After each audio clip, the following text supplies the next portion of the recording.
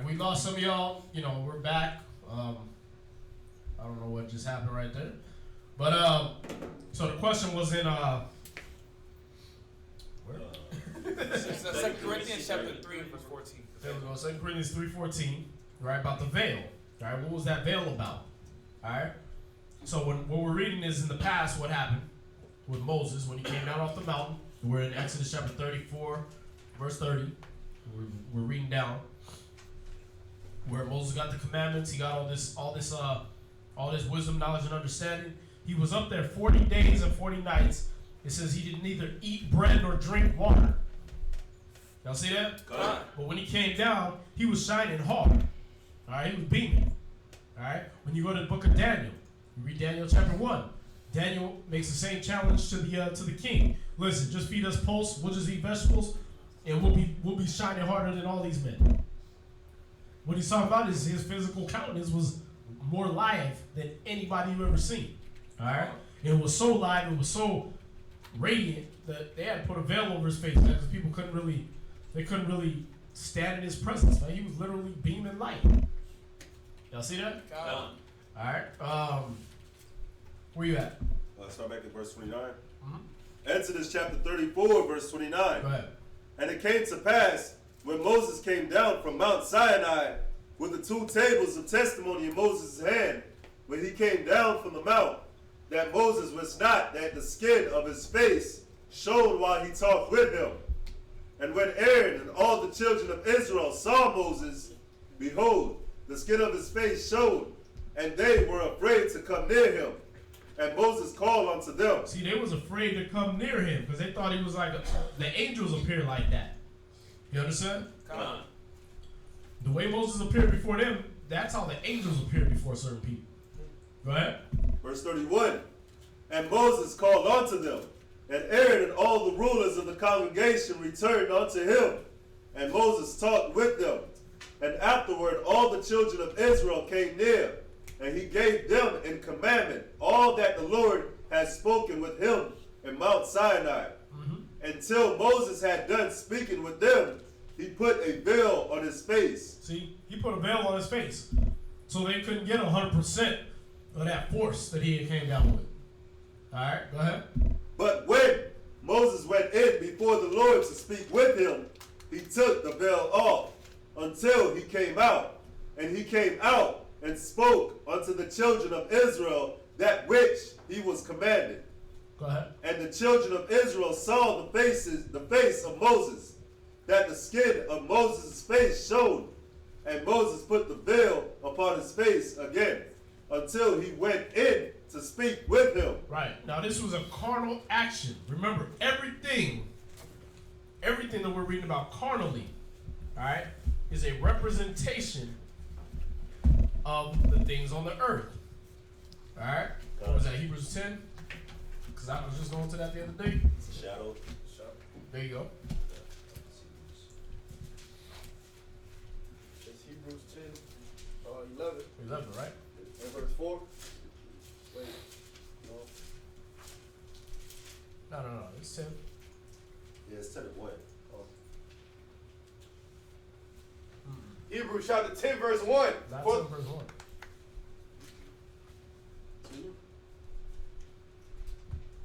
For the law having a shadow of good things to come?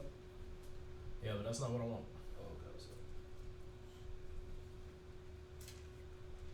Oh, it's Hebrews 8 and 5. There we go. Come on. Hebrews chapter 8, verse 5. Who serve unto the example and shadow of heavenly things, as Moses was admonished of the Most High when he was about to make the tabernacles. For see, said he, that thou make all things according to the pattern showed to thee in the mountain. Right, so what we're seeing is that Moses was given, when he was given the pattern of the tabernacle, how to make it. It was a pattern of what he was shown in the heavens, what the Most High showed him of the heaven. You understand? Oh. So these things that we do, that he did on earth, were going to be a shadow of something spiritual. All right, it wasn't just going to be something carnal. So why did he have that veil? Because the people couldn't accept the full force of the Most High. They couldn't get the whole understanding of the law. He had to give them the carnal. Thou shalt not kill. Thou shalt not commit adultery. Thou shalt not do this. Thou shalt not do that. That's how they got the law, right? What happened? Because that veil wasn't lifted, they couldn't get what Moses got up there. Moses got the understanding. Moses came down with the understanding. He knew why. Thou shalt not kill. Thou shalt not commit adultery. Thou shalt not commit idolatry. He knew why. He knew the understanding, what resonated in the spiritual realm. You understand? He knew when you eat pork how it defiles your spirit. Not just your flesh, but you thinking on eating something the Most High said not to eat defiles your spirit. You see that? He knew all that, but he didn't give them that. He just gave them the do's and the don'ts. Look, do this, do that. Y'all see that? Those that got the spirit, you're going to put two and two together, and you're going to understand the spiritual part of the law. As we've been going over the last few classes. Right? That there's a spirit of the law, letter of the law. Right? He was giving them the letter of the law. Here you go. Here's the commandments. Here's this. Here's that. Stop doing this. Do this. Right? Only people that were close to him, like Joshua actually got to stand in that same presence and listen. And so he knew the understanding. That's why it got passed down to Joshua when he left. Y'all see that? But for everybody else, they got the veil. You see that? They got the veil. They got the thou shalt not, thou shalt. See that? He didn't give them the full force. So it was a representation that, listen, I'm holding something back. I'm holding certain things back. I'm not giving you everything. Just like he said it when we go to 2nd Esdras 14. Right? What he told Moses, start at verse 1. 2nd Esdras chapter 14, verse 1. And it came to pass upon the third day, I sat under an oak, and behold, there came a voice out of a bush over against me, and said, Esdras, Esdras. Verse 2. And I said, Here am I, Lord. And I stood up upon my feet. Then said he unto me, In the bush I did manifestly reveal myself unto Moses, and talk with him when my people served in Egypt. Right. And I sent him and led my people out of Egypt, and brought him up to the mountain of Sinai, where I held him by me a long season. Right. So we're going to get into what the veil was. All right. We did a long-winded, roundabout version of how to get to what the veil exactly is. Go ahead. Verse 5. And told him many wondrous things, and showed him the secrets of the times. And the end of commanded him, saying. And the end. And there's a semicolon there, so you're going to pause. All right. Calm. So it says, and I told him many wondrous things. So he didn't just get 10 commandments. You know, you watch that in the movie, and he goes up there and you thunder, lightning. It's all spooky. The clouds are there and everything like that. And then he comes out and all you got these stupid two tablets. Really? 40 days, 40 nights he was up there not eating, not drinking, and all he got was these stupid tablets. Right. Really? What was that? What's up, boy? 10 tablets? Really? Right? You gotta watch that Kevin Hart, man. Go ahead. Where you at? Come. 2nd Ezra chapter 14, verse 5. Go ahead.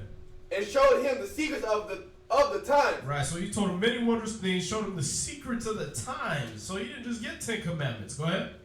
And the end. And commanded him, saying, These words shalt thou declare, and these shalt thou hide. Right, see? He said, these you're going to declare, but these are going to get a veil. These you're going to hide behind the veil. You understand? These are going to be hidden. This knowledge is going to be hidden. Y'all see that? Come on. So later on, when you deal with Daniel, right? When you deal with Esdras, he did the same thing. He said, listen, these you're going to give out, like we read in 2nd Esdras 14, 41 through 48, right? Come on. Okay, you're going to write 204 books, but you're going to hold back these 70. These are only for the wise. See that? Come on. There's certain things, like I said, just in the scriptures that Let's go there. Let me prove it. Ecclesiasticus. Can I say one thing real quick? Of course. Then everything everything right now is like we're going over like things are like hidden.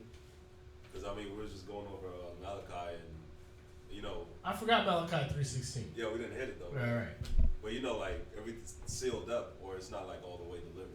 Yeah. Like the books being sealed up and all this. That's why the scripture we went to the other day, the things the prophets desired to look into, the angels desired to look into, those are the things being revealed to you now.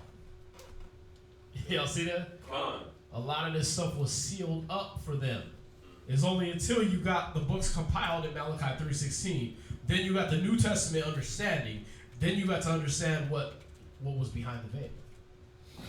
Y'all see that? Then you got to see, oh, that's why I don't eat pork, shrimp, crab, and lobster. Not only is it thou shalt do this, and the Most High is being a mean guy. No, it's so I don't die. So worms don't eat my freaking brain and my internal organs. I get it now. Bing. See that? Why do you think they always have that light bulb when you get a good idea? That's the light. That's what was shining for Moses. All right. That's why they call you bright when you're smart or intelligent, right? This happened. What? I got another question. It's kind of off topic, but let him hit this in, and then we'll get your question. All right, cool. All right. Ecclesiasticus 3 verse 21. Ecclesiasticus chapter 3 verse 21.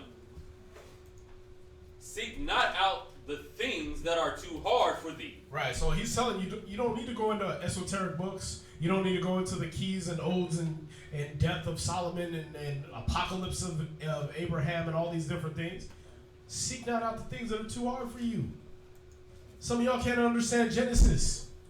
You still think he ate an apple and it made him know good and evil and got him kicked out of paradise.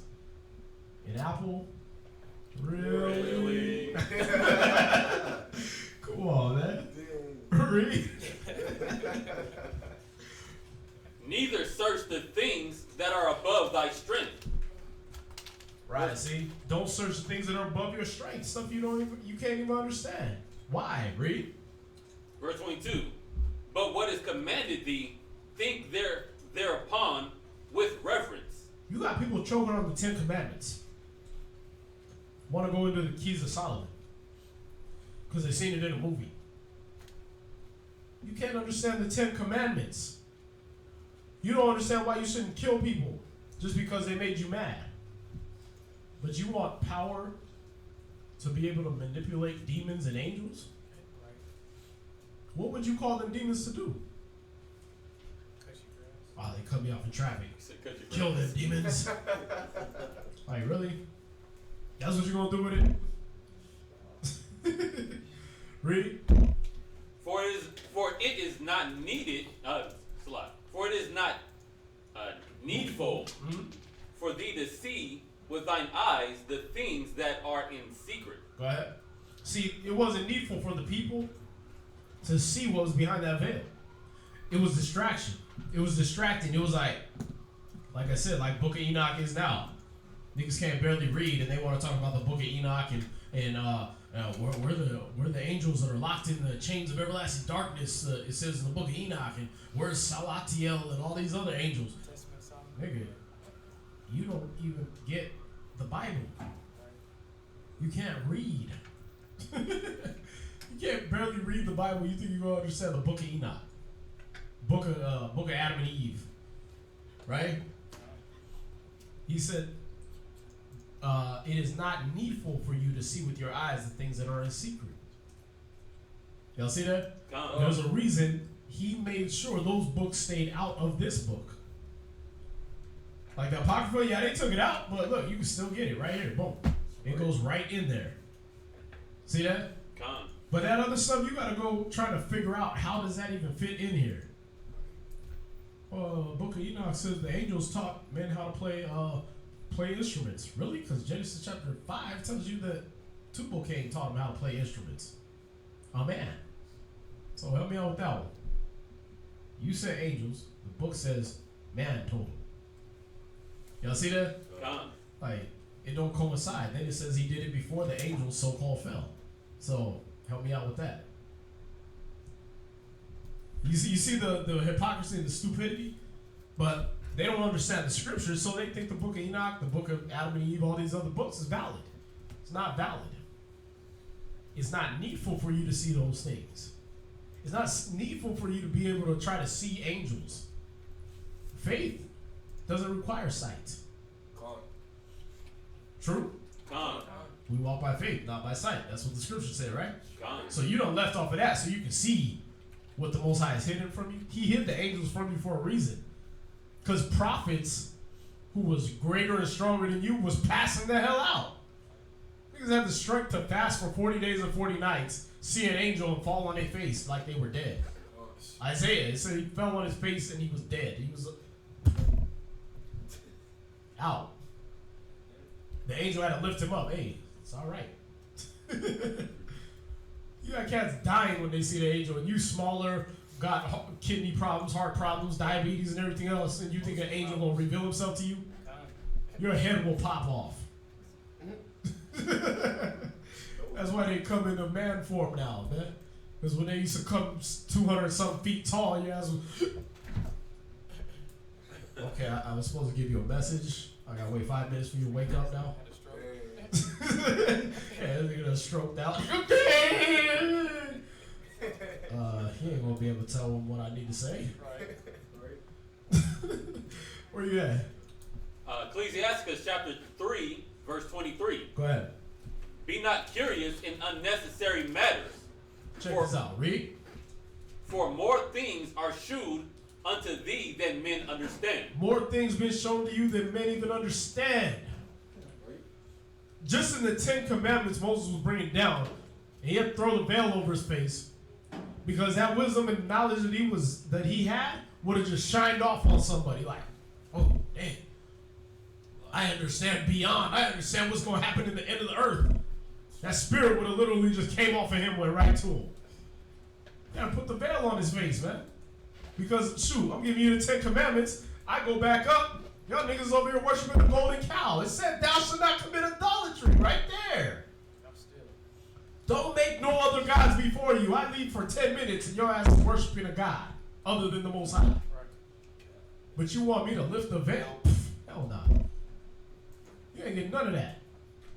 Y'all see that? God. More things are given to you than men understand. There's people can't understand these scriptures. Who got that for me? The one about the angel's desire to look into? We got to get that. Just went over this the other day.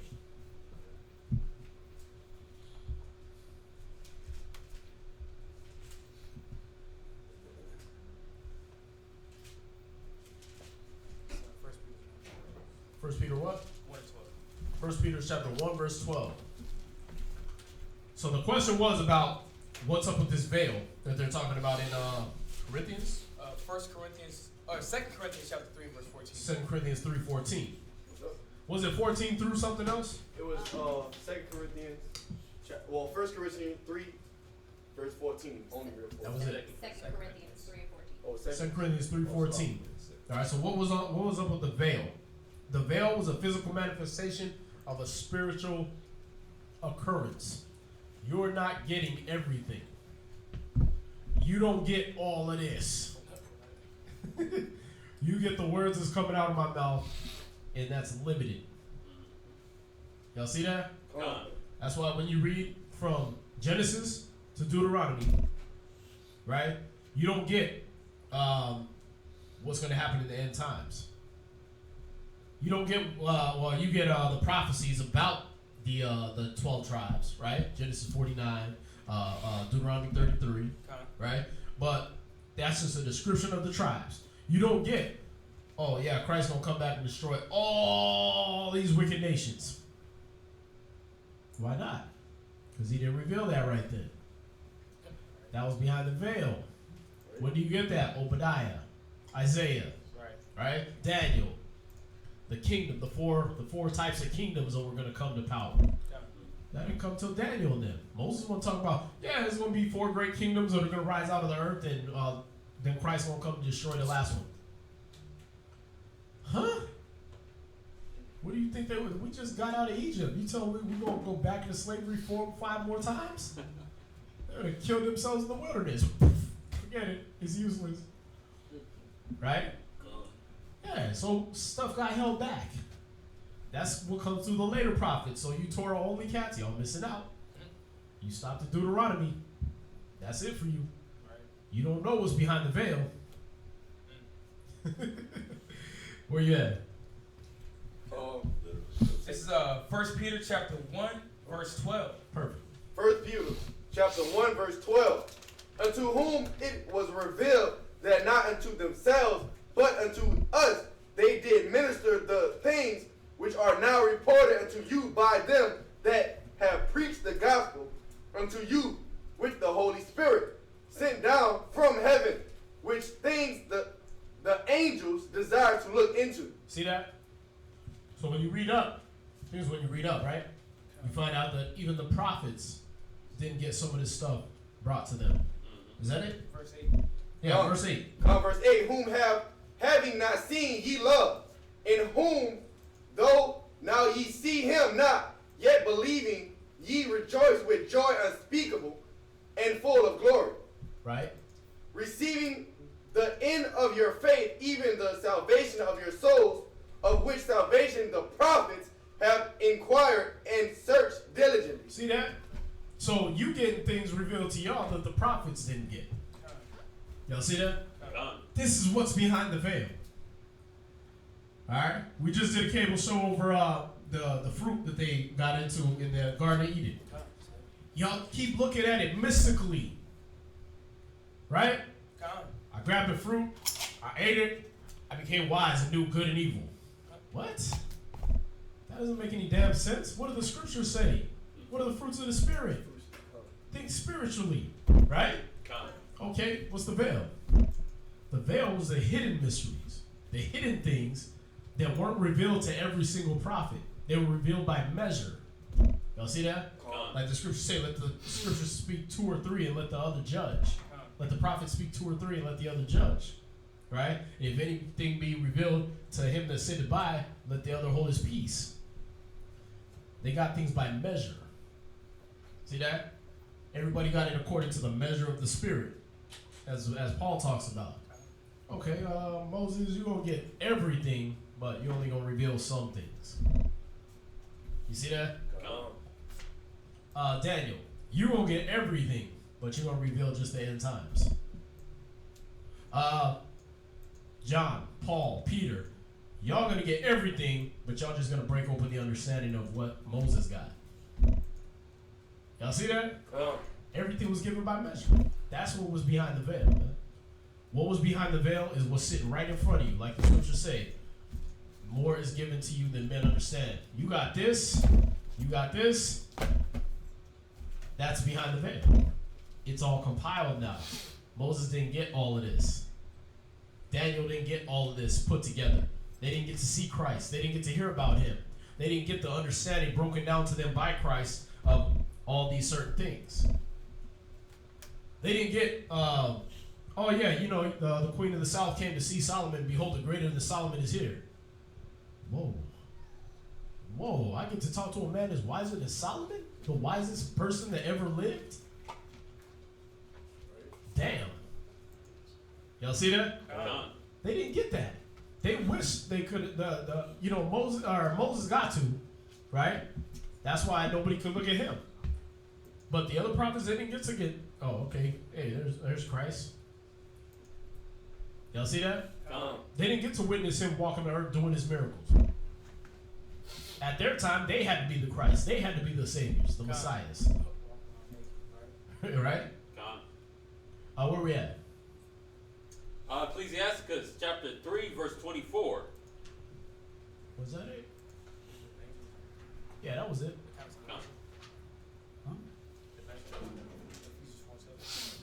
Oh, no, Ephesians 4:7 about the measure of the Spirit. Right, read that.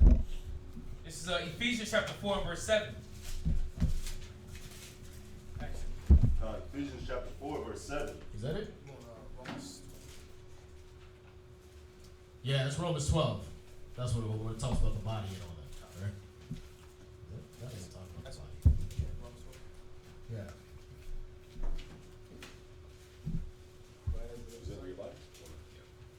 Romans 12, verse 3.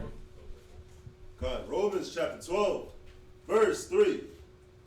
For I say, through the grace given unto me, to every man that is among you, not to think of himself more highly than he ought to think, but to think soberly, according as God hath dealt to every man the measure of faith. See that? He deals out a measure of faith, a measure of the Spirit. So, what Moses was giving out was a measure to the people. They didn't get what was behind the veil. Christ came, lifted the veil. So when we go to Corinthians, 2 Corinthians what? 3 and 14. 3:14. All right. 2 Corinthians chapter 3, verse 14. And read that. But their minds were blinded, for until this day remaineth the same veil untaken away in the reading of the Old Testament, which veil is done away in Christ. Start at 12, man. Verse 12. 2 Corinthians chapter Well, 3. no, he just said it. That veil was done away with Christ. So what was done away with? The understanding blocked from the people. The people were blocked from the understanding of the law. They weren't given the end time prophecies. They weren't given a lot of these things, these kingdoms that were going to come to pass. Y'all see that? They weren't given the destruction of Israel. They weren't given that. Till Christ came, he said, listen, when you see the Jerusalem compassed about with armies, then know that the desolation thereof is nigh. Right? That's when they figured out that, hey, all this sinning ain't gonna last forever. He's not gonna let us keep getting away with it. Y'all see that? It clicked. And when they seen the actual armies, ooh, yeah, that nigga we hung on the tree was right. Whoops. Yeah, whoops, nothing, get on the boat. Y'all see that? Now you're getting all of it. You're getting what even the people that walk with Christ didn't get to get. Y'all see that? Because y'all getting the fulfillment of the things he was saying. A lot of that stuff they didn't understand. It was like, hey, tell us what that means. Wow, you've been walking with me all this time, you still don't know? Okay, let me break this down for you. The harvest is the kingdom, and the angels are the workers, and this and that, right? You break everything down for them, right? Because they didn't get it.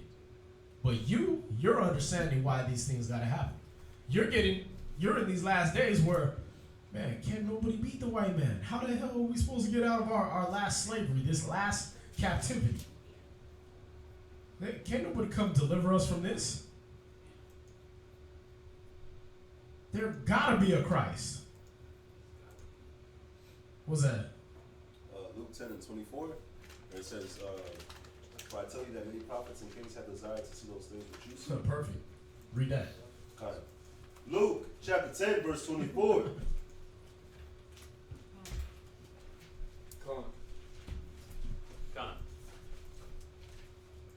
Luke chapter 10, verse 24.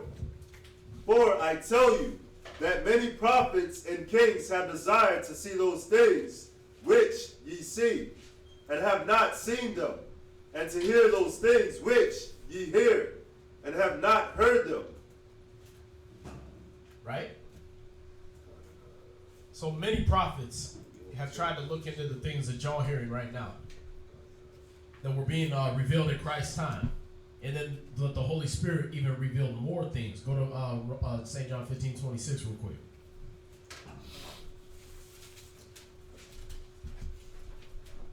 Let me know when y'all got it. Gone. St. John chapter 15, verse 26. I know it's a deep class. Some of y'all was like, what? But y'all asking deep questions is your fault. You asked what was behind the veil. I mean, damn. It's a veil for a reason. You ain't supposed to know. And that's the thing, is they weren't supposed to know, but it's been given to y'all through the scriptures. Now you get to know what was behind the veil. What was behind the veil? The Bible you got in front of you right now. The whole understanding. Y'all see that? Cover to cover. You thought it was something mystical, huh? You thought you was going, be able to conjure down the spiritual energy and make spirit swords and go cut people in half and everything, right? I think he's watching too many comic books, man. It's not that mystical, man. The Most High said there's a simplicity in Christ. These things are going to lead you to that level sooner or later. Y'all see that? But right now, it's just a book. That's what was behind the veil, the whole book. The understanding from Christ. Now you mad? Oh, I thought it was something else. It wasn't that big a deal, man. But even that's given to you is more than men understand. See that? That's why when you go to work, wow, how come you always know so much and you always know how to do everything and you're so calm and relaxed and nothing bothers you? Because I've been through hell. Because brothers have me up all night reading the scriptures. And so you and all your this, it ain't really affecting me. my great aunt, she's at the house, she said, oh, because she was worried about the draft. Oh, they might draft you, whatever. And she was like, you probably won't be able to handle all that yelling in your face and all that. I'm like, nigga, do you know what I've been through? Have you heard Kazak's voice just on regular? Like, yelling in my face, that ain't nothing. What are you talking about? I wouldn't fight for them because I don't agree with what they stand for, but all that other stuff, I already been there, did that.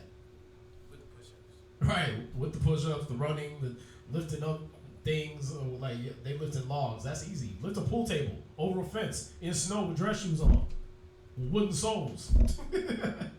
Like, try that one. Like, y'all ain't doing nothing, and have cats yelling at you. Right? The draft, I ain't worried about that. They gotta worry about if I go over there. I'll be shooting niggas in the face on our side. You know what I mean? Like, yeah, I'm with the Syrians. Screw y'all niggas. Bye. I'm taking this tank. Because I ain't walking. Where we at? St. John chapter 15, verse 26. Read that. But when the Comforter is come, who I will send unto you from the Father, even the Spirit of truth. This is what was behind the veil. Thought it was deep. You thought it was like super, super deep. It is. Because you thought it was some way, way out, and here it is. It's right here. Right there in the scriptures in front of you. This is what behind the veil. Read. Come, which proceedeth from the Father, he shall testify of me. See that? He's going to talk about, that Spirit is going to talk about Christ. Okay, well, help me out. What does that mean? Okay, the Spirit's going to talk about Christ. Well, that does, okay, so what, man? Doesn't the New Testament talk about Christ? Actually, what the Spirit's going to reveal is everything cover to cover. Right? St. John 7:38. St. John chapter 7, verse 38. He that believe on me, as the scriptures have said, out of his 5 verse 39. Come. St. John chapter 5, verse 39. I flip them around sometimes. St. John chapter 5, verse 39. Search the scriptures, for in them ye think ye have eternal life. Mm-hmm. And they are they which testify of me. See, that's the veil being lifted. Ta-da! It was me. You thought it was just the law. It was Christ. You thought it was just a veil. It was Christ. You thought it was just a death angel. That was Christ. You thought the guys walking around in the fiery furnace was hanging out with just some angel that came down. No, that was Christ. Everything, all of it was Christ. Let us make man in our image. Guess who that was? Uh-huh. But you didn't get that till you got what Christ said. See that? This is the stuff that was revealed to Moses that was behind the veil. See, why? Because they would end up worshiping Christ when he came. Well, you got to hide that. We don't want them worshiping him. We want him to lead them to me. Y'all see that? So you got to hide that this is Christ giving you all this. This is the Messiah. This is Shiloh. This is these prophets that you're talking about. He is them. Hide that. Don't let them know that, because they're going to end up worshiping this brother when he come down. They're gonna teach their kids. And when you see a brother walking around, a fat dude with red eyes and a big fro, when you see him, worship that dude. See that? He didn't want that. That's why he didn't even get the front side of the Most High. He didn't get the front part of Christ when he said, listen, I'm gonna make my glory pass before you, and you're gonna see my hinder parts. Y'all see that? You're gonna see my backside. That was Christ. Uh-oh. Church didn't tell me that. Right? Well, that's what was behind the veil. Says it. I'm kind of confused. Like, so God that delivered the people out of Egypt, like, that was Yahweh, right? That was Yahweh Shai. Yahweh. Uh-huh. So why do we have to worship God if it's Yahweh? Who sent Yahweh Shai to deliver us out of Egypt? There you go. That's why we worship him. You see that? Like I said, if the president wins this war with Syria, right? Did Trump take his toupee off, throw on his Rambo bandana, and go over there and shoot all the Syrians? No, there's a whole bunch of troops that have no names that they'll end up dead, and their names will be on some wall somewhere, and then they'll say, yeah, Trump won the war for us in Syria. No, he didn't. He never left the office. He was golfing, tweeting, right? Yeah. In an underground bunker 20 stories below the damn White House. Right? But they'll say he did it. So when the Most High sent Christ to deliver us, he did it.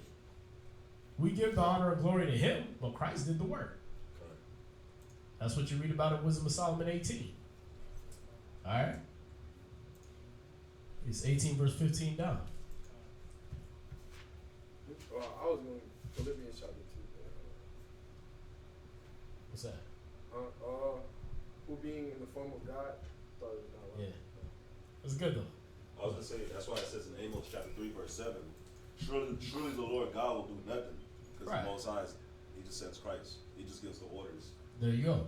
He's the King of Kings. Like, come on, man. Only stupid kings come down and get their hands dirty. What makes him a king? He gets to boss everybody around. He shows love, benevolence. All powerful, but not having to do nothing. Ain't that the power of a king, right? Listen, I can wave my hand and wipe out your whole nation. Yeah. You're a powerful man. Let me bow down before you. Why? Because I don't want my whole block wiped off the map. Y'all see that? That's the power of a king. But who does he send? He doesn't do it himself. Y'all see that? What? It's about Oh, Daniel 7:13. Remember, he said that. He said it was Hebrews that I was looking at. Hebrews 10:7. He said, then said I, lo, I come in the volume of the book. It is written of me to do thy will, O God. See that? Right. Christ is showing you all that time. It was me. This is the secret that was behind the veil. Listen, I'm revealing to you your Messiah all this time. Y'all see that?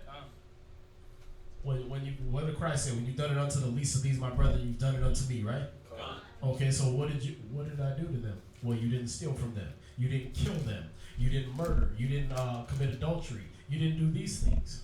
When you did it to them, you did it to Christ. See that? You've been through the whole volume of the book. Every part was about me. Hey, that's me, that's me, that's me, that's me, that's me. You understand? So what was behind the veil? Christ.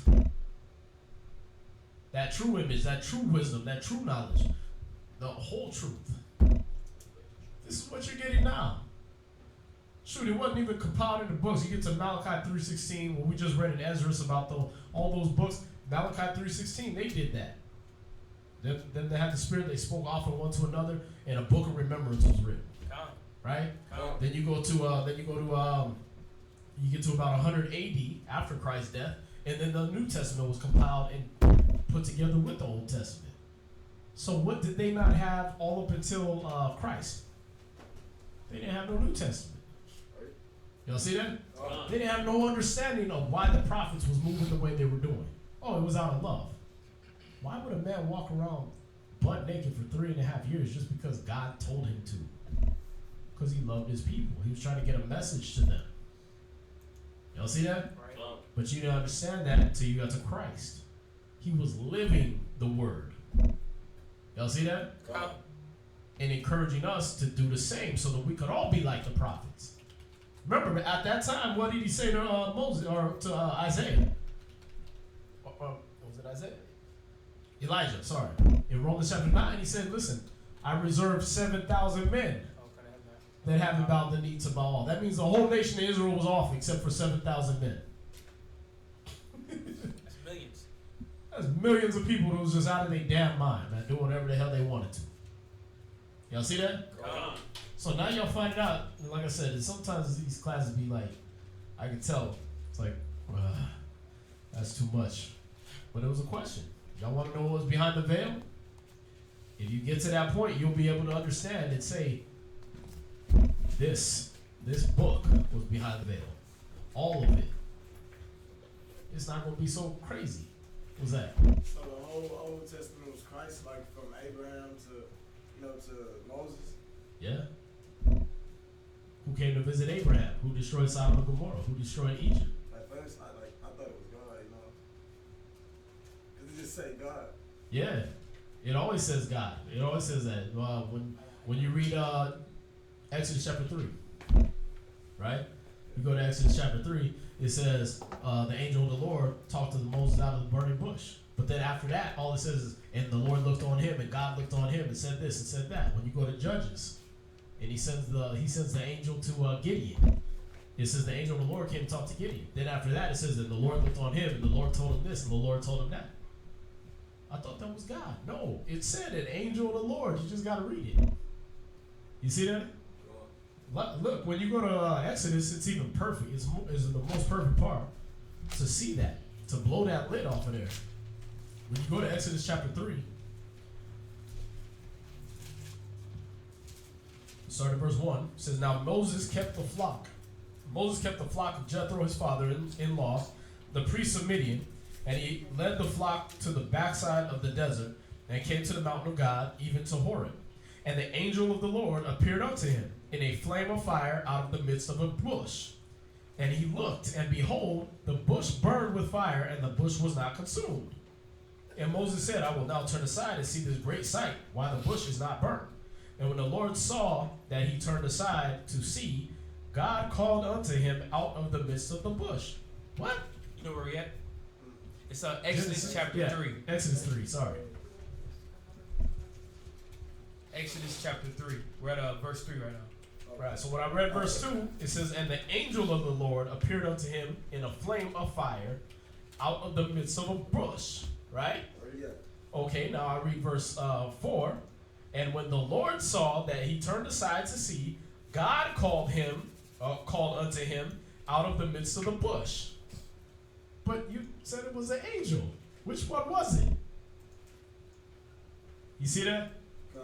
Right, so we got to understand, reading the scriptures, that whenever a man said he talked to the Most High, or they said he talked to the Most High, if you read it, it was an angel. Every time. You understand?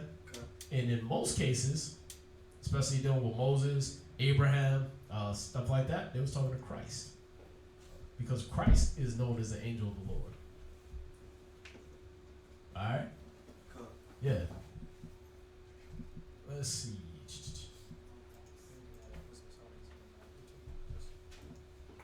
Nah. Well, you can, but I think that pretty much hit it when he said, lo, I come through the volume of the book, right? It is written of me. So at the beginning, when God said, I created, the world in 7 days, that was Christ? Well, let's see. Go to St. John chapter 1. We're going to unlift the veil. St. John chapter 1. Start at verse 1. Verse 1. St. John's chapter 1, verse 1. So the question is, so when when he said, "Let us make man in our image," right? That was Christ. Let's see. St. John chapter 1, verse 1. In the beginning was the Word, and the Word was with God. Who's the Word? Christ. I'm asking you. Who's the Word? Christ. You sure? Yes. Well, let's see. Just in case you're not sure, let's go down to because it does sound very convincing right there. Let's go. Verse 14. Verse 14. And the Word was made flesh and dwelt among us. Who did that? Christ. Let's see. Read.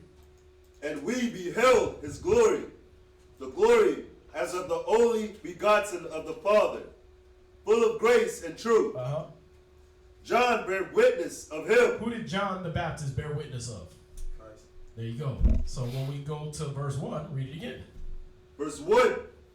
In the beginning was the Word. Who's the Word? Christ. There you go. Go ahead. And the Word was with God. Uh-huh. And the Word was God. See, the Word was with the Most High. You see that? I get it. Right. Go ahead. The same was in the beginning with God. Okay. With him. Go ahead. All things were made by him. Made by who? Christ. Uh-oh. Go ahead. And without him was not anything made that was made. See, without Christ, there was nothing made that was made. Yeah. See that? What's that? Oh, 115? Yeah, go ahead. This is Colossians chapter 1, verse 15. Colossians chapter 1, verse 15. And you can start at verse 14 just to give them exactly what we're talking about. Verse 14. Colossians chapter 1, verse 14. In whom we have redemption through his blood, even the forgiveness of sins. Uh-huh. Verse 15. Who is the image of the invisible God. So Christ is the what? The image of the invisible God. Christ is the image of what the Most High will be. You ever watch the movie The Matrix? He says is the digital image of your mental self, or is the mental image of your digital self, right? When they were in the Matrix, how they think of themselves, it produced digitally, right? So they thought they was real cool with some nice glasses on and a nice black suit, but really they was dirty and broken, holes in their clothes, right? Right. Okay, so it projected, right, that image. Christ is the image of the Most High.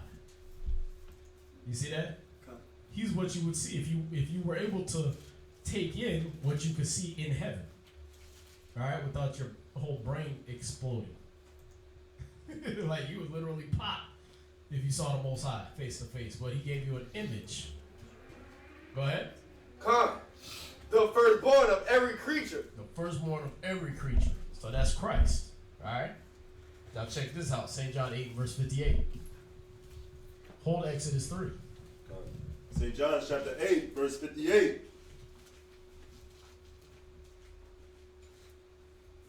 Let me know when y'all got it. Come. So you retitle this class what was behind the veil. God, St. John chapter 8, verse 58. Yahweh Shai said unto them, Verily, verily, I say unto you, before Abraham was, I am. Uh-oh. Who said that? Before Abraham was, I am. Right?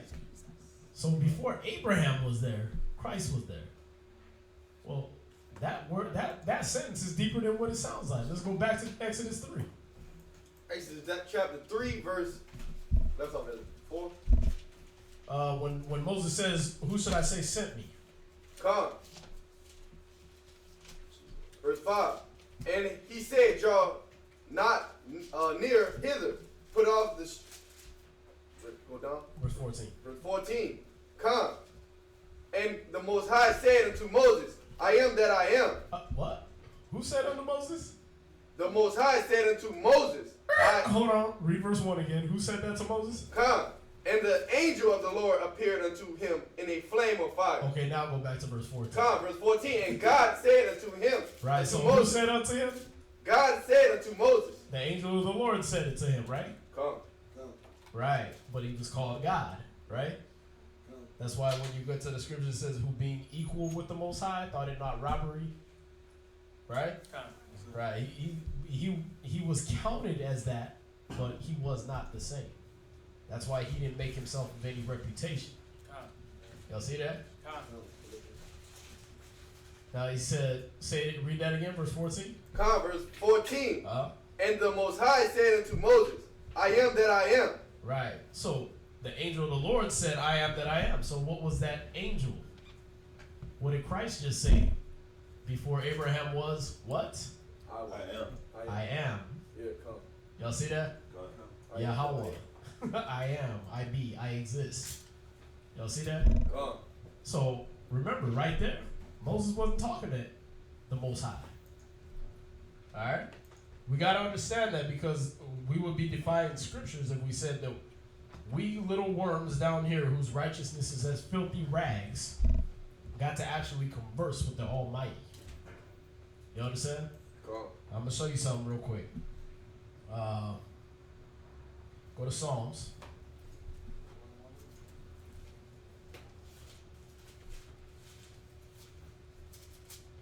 Is that?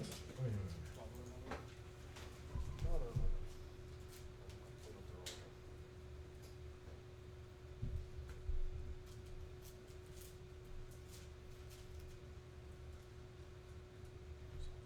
97 and 5. Psalm chapter 97 and verse 5.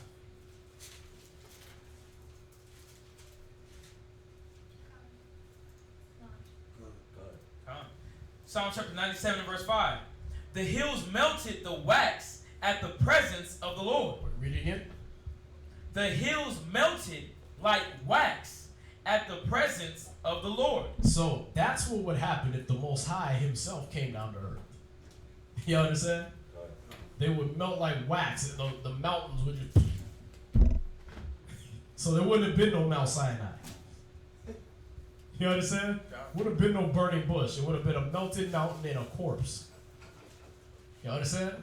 So the Most High himself, he didn't come. He sends his angels, or he sends Christ. All right? Question? Yes, sir. So pertaining to the veil, I have a question on Luke 24 and 15 through 16. Are they talking about the veil that it says that they couldn't see, or What was rent in the temple? no, sir? Luke Someone read 24. it, please. Yeah. Luke 24, verse what? 15 through 16.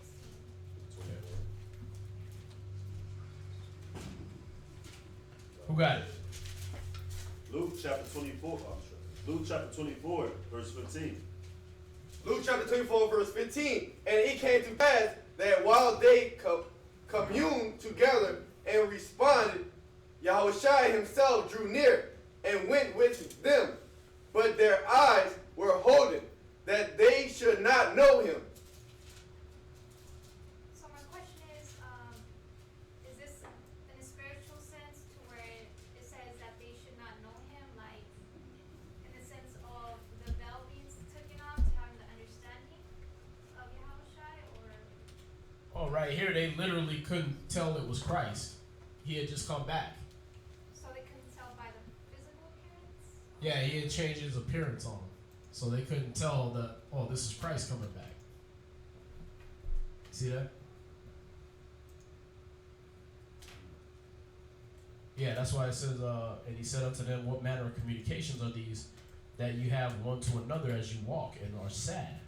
And the one of them, whose name was Cleopas, answered, said unto him, art thou only a stranger in Jerusalem, and hast not known the things which are come to pass there in these days? So he's talking about how He's talking to Christ, but he's like, what are you, a stranger? He didn't know who he's talking to. See that?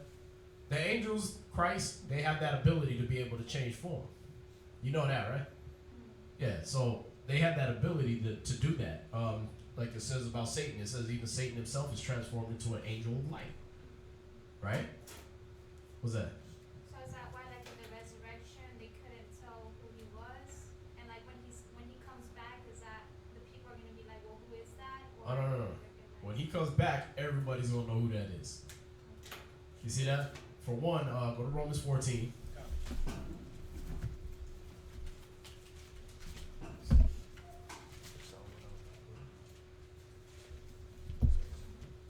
think it's 14, 15, 14, 25, something like that. Every knee shall bow. No. But that's a good one. That's Romans 14:11. I think it's, It's demons. I'm sure, 10 verse 14.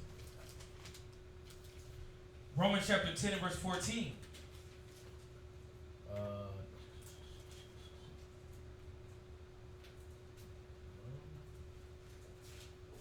18, sorry. 10 verse 18. Romans chapter 10 and verse 18. Say comment if you have it. Come. But I say, have they not heard? Yes, verily. Their sound went into all the earth. See, everybody's going to know about Christ. They're going to have heard him, have known his description, you know what I mean, all the little, you know, the images that we kind of, you know, put out there. But they're going to have known his description. Oh, he wasn't some white boy with surfer hair and came down with a toga on and was like, bless the little children, let them sit on my lap. Right. You understand? Come. Nah, he was a man of war. He's gonna be dangerous. He's gonna be dressed with the girt about the paps with a golden girdle and have his vestment dipped in blood. They're all gonna have had that Revelations breakdown of what Christ really looked like. You understand? So when he comes, everybody's gonna have known. Everybody's gonna know who Christ is. All right. Because everyone will have heard. Everyone will have heard about it. So there's no excuses. There you go. No excuses. Let me see. Revelation 1 and 7. Revelation chapter 1 verse 7. Behold, he cometh with clouds, and every eye shall see him. Y'all got it? Revelation 1 verse 7. All right. Go ahead. Revelation chapter 1 verse 7. Behold, he cometh with clouds, and every eye shall see him, and they also which pierce him, and all kindreds of the earth shall well be because of him. See that? Everybody's gonna know, and they're gonna cry. You understand? We gotta know this. Everybody's gonna have they're gonna see Christ, and when they have, remember, this is Revelation 1 verse 7. When you start at verse 1, you get what? The revelation of Jesus Christ. Right? When you go down to 13 through 15, you get his physical description. White woolly hair, loud powerful voice, red eyes, right? Teeth white with milk, all that. We give you that whole thing in the Revelation and the color of Christ breakdown, right? So everyone's gonna have seen him. Even the ones that pierce him are gonna see him. So they're gonna know. Alright? You won't be able to miss him. He's gonna be the only nigga up in the sky with a whole bunch of angels around him. Like millions. You won't be able to miss him. It won't be like, I wonder if that's Buddha. Right? Is that Amen Ra? Hell no. You understand? You'll be like, oh, that's what the niggas on the street corner was yelling about. That's the guy. When they told me he wasn't no white boy, okay, I didn't believe him, but that's the guy. What's that? I got Colossians chapter 1 verse 22 and 23. What's that? Goes with it. It says, what is 23? It says, if you continue in the faith grounded and settled, and be not moved away from the hope of the gospel which ye have heard, and which was preached to every creature which is under heaven. Oh, read it loud. Colossians chapter 1, that was 23, I'm starting 22. Colossians chapter 1 verse 22. When y'all have it. Come on. Colossians chapter 1 verse 22. In the body of his flesh through death, to present you holy and unblameable and unreprovable in his sight. If you continue in the faith grounded and settled, and be not moved away from the hope of the gospel which ye have heard, and which was preached to every creature which is under heaven. See that? So the gospel, the good news, that's what gospel means, right? The good news, talking about Christ coming back, Christ going to deliver Israel. All this was preached to every creature. You understand? Everyone will know. The trees are going to know, it says. They're gonna rejoice and break forth into singing. Y'all see that? So everybody's gonna know. Oh, that's Christ. Can't miss him. Like you see that, like that picture right there. I know it's a very toned down version of what's actually gonna happen, but that painting back there in the back, you ain't gonna be able to miss that.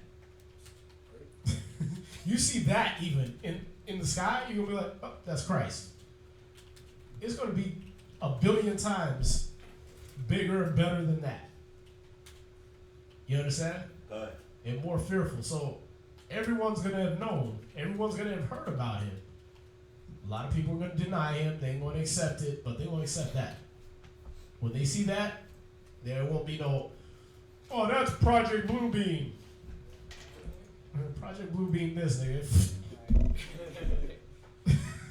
That's how that's going to end. All right? Did that answer your question about the veil, though? Yeah, I thought it was just pertaining to the veil, like the spiritual scripture where they didn't understand. The murder and your cable cut off. You didn't pay the bill back? Come on, man! That was just about to say, you know what I mean? When you're at the football game and he at the 10, the 5, the click. What happened? Right? Yeah. Y'all missed everything. The end. End movie, roll credit. Nah. Oh, man. From like 26 to 3 now. Yeah. Be like that.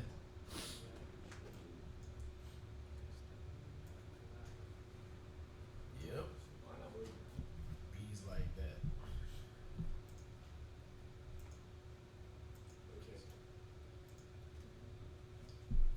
So yeah, we're having satanic difficulties over here.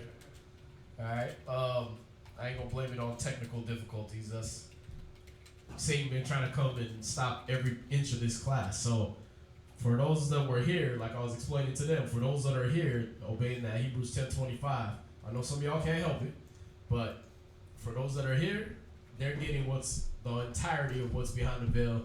And for some of y'all gonna still be sitting on the other side of the veil. Alright? But, you know, again, like I said, there's more given to you than men understand. So y'all got enough already. But hey, if y'all got any other questions, we're open for those because we got about 40 minutes left, right? They do, sir. More questions? Let's get it. It says, why in TOBIT 6 about the angel saying to Tobias? Tobias? Mm-hmm. To use the fish's part to drive away spirit. See? There's more given to you than men understand. Yeah, see that? Just like we talk about the frankincense of myrrh brings in a good spirit. Well, the Apocrypha was giving you just a little taste of what kind of smells and what kind of things drive away an evil spirit. All right, and it's really that simple. Let's see. I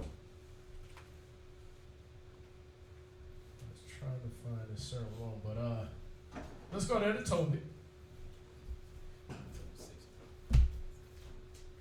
Go to Tobit. Where was it? 6 verse what? I'm sorry, sir. She just said 6. Didn't say a verse. She just said 6. It's Tobit 6 verse 3. Tobit 6 and 3? Yes, sir. Okay, read that. Tobit chapter 6, verse 3. Then the angel said unto him, take the fish.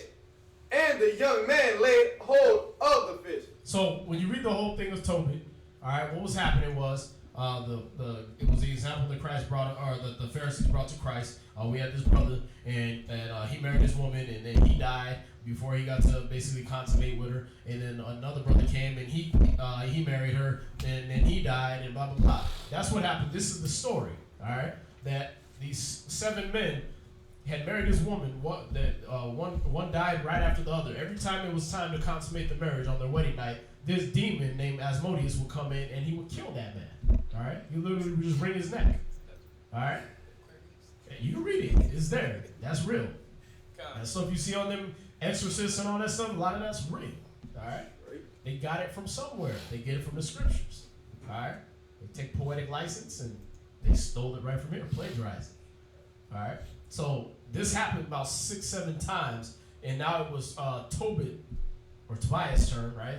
It was Tobias' turn to because this was a woman meant for him, right? So Raphael, one of the archangels, he tells Tobit, listen, grab this fish, take the gallbladder out. This fish is gonna jump up, try to eat you. Right? You're gonna stick your head down toward the water. Fish is gonna jump up, try to eat you.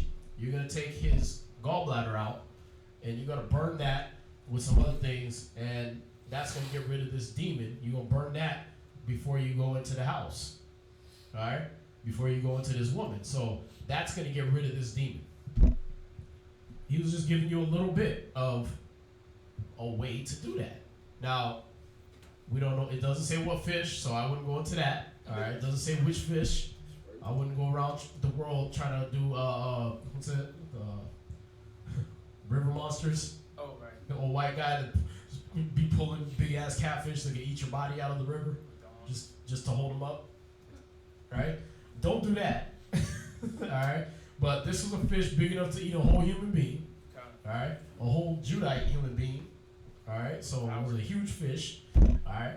But he told him to kill it, take the gallbladder out. He's going to burn that. And that incense, that smell, was going to repel this demon. Alright? Read that.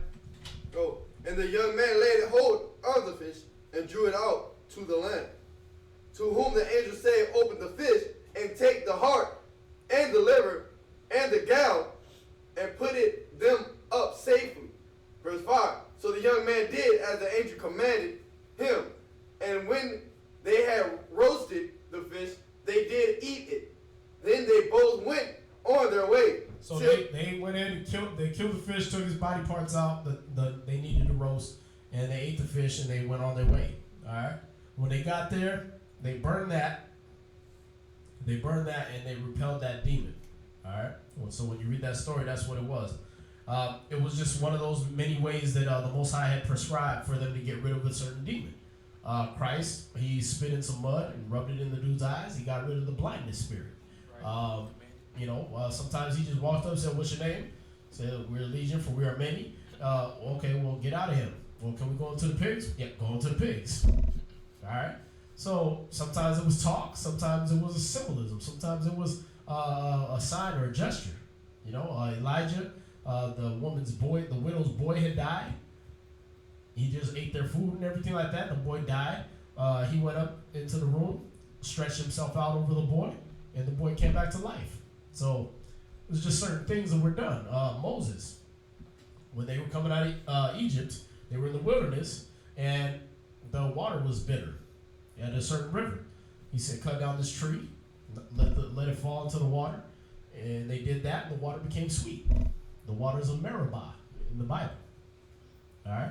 So there was just certain things that got rid of certain spirits. Certain concoctions, certain herbs, certain things like that. This was one of those ways to get rid of that spirit. Alright?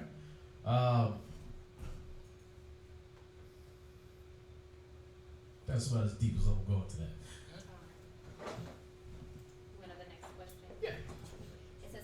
Explain the 7 churches spoken of about in Revelations 2.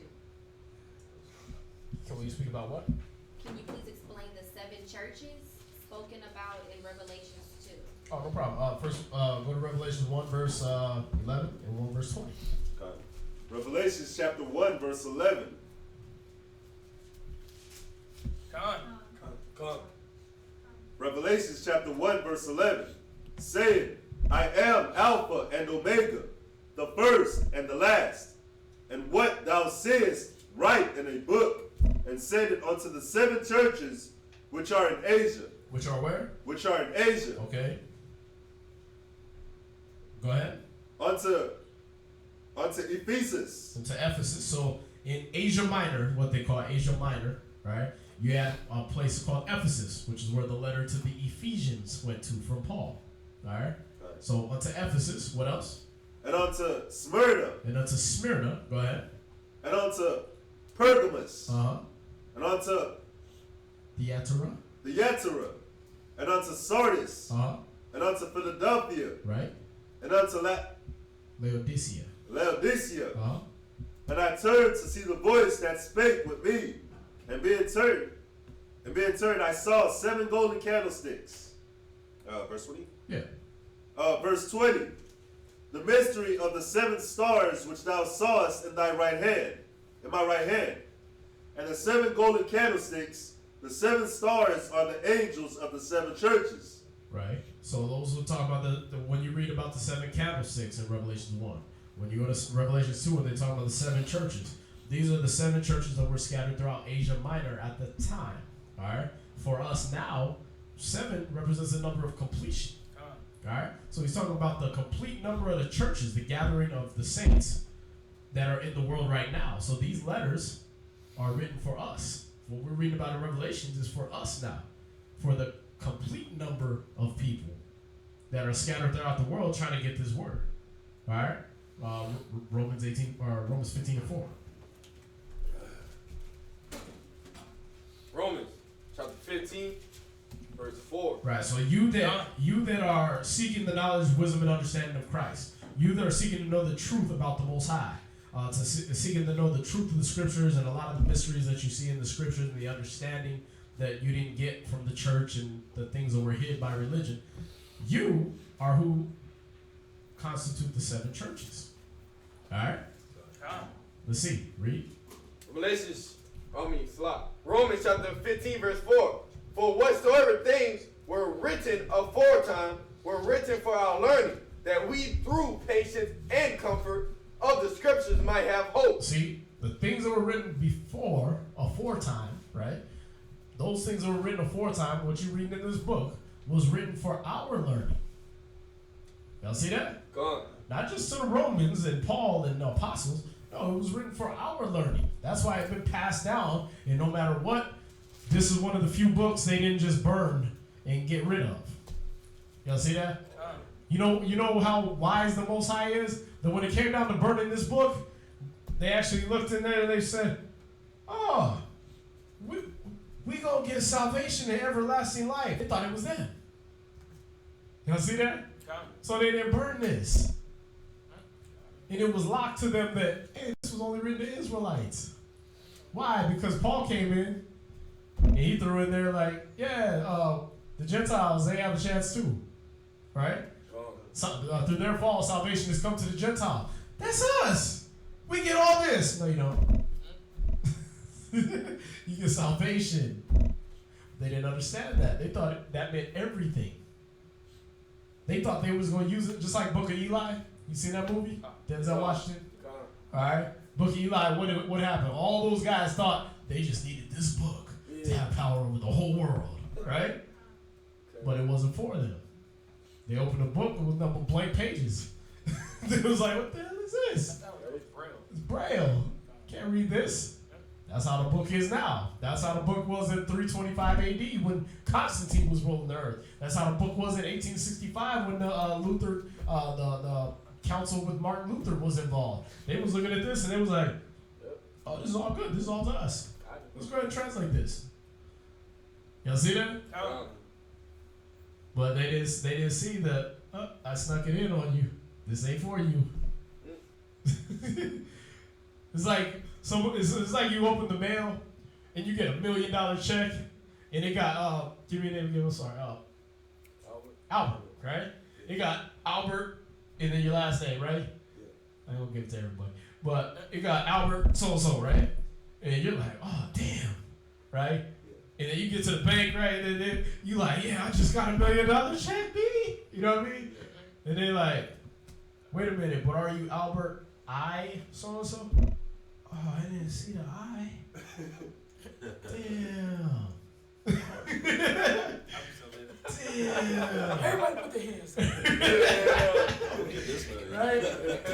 little snap, right? What do you think they did?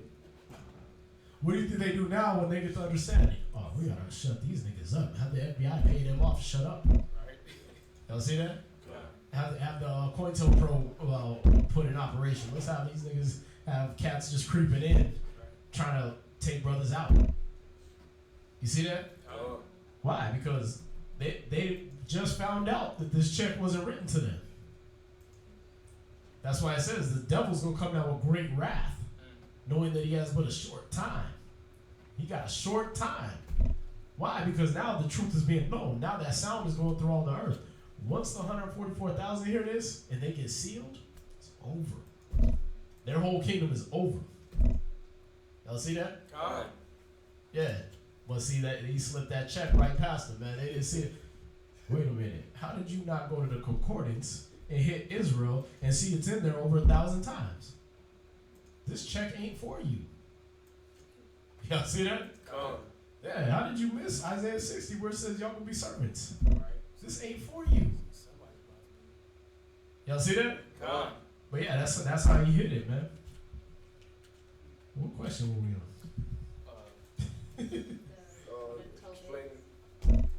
Explain the revelation. Nah, the churches. Yeah. Right. Yeah. This is Psalm chapter 78 and verse 6. So these 7 churches represent the Israelites, man. They represent the Israelites scattered through all 4 corners of the earth. Psalm chapter 78, verse 6. Uh-huh. That the generation to come might know them, even the children which should be born. Read up.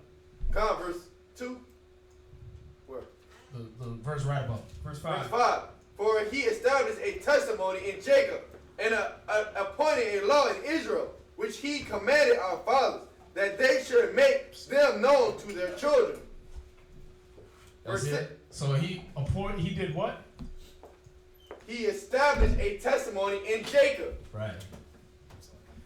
He appointed his testimony. The things that were going to be said of him and of Christ, he set that in Israel. He set that in Jacob. You understand? Go ahead.